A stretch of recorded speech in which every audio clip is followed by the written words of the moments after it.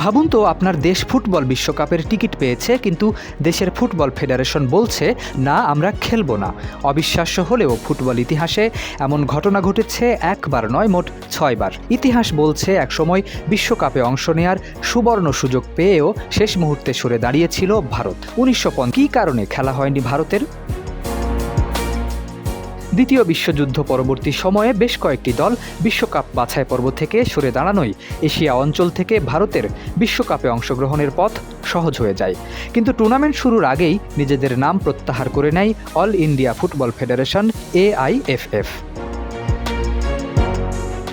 এ নিয়ে দীর্ঘদিন ধরে সবচেয়ে আলোচিত কারণ হলো খালি পায়ে খেলার বিষয়টি। বুঝিয়ে বলছি, 1948 সালে লন্ডন অলিম্পিকে ভারতীয় ফুটবলারদের অনেকেই বুট ছাড়াই মাঠে নেমেছিলেন, কিন্তু বিশ্বকাপে খেলোয়াড়দের জন্য বুট পরা বাধ্যতামূলক ছিল।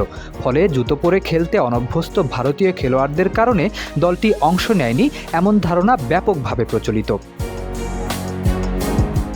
তবে ইতিহাসবিদ ও ফুটবল গবেষকদের মতে বিষয়টি শুধু খালি পায়ে খেলার মধ্যেই সীমাবদ্ধ ছিল না। এর পেছনে বড় কারণ ছিল আর্থিক সংকট, দীর্ঘ ভ্রমণের ব্যয় এবং প্রশাসনিক অনাগ্রহ। সে সময় ব্রাজিলে দল পাঠানোর জন্য প্রয়োজনীয় অর্থ ও প্রস্তুতির ঘাটতি ছিল। পাশাপাশি বিশ্বকাপের চেয়ে অলিম্পিক ফুটবলকেই বেশি গুরুত্ব দিত ভারতীয় ফুটবল প্রশাসন।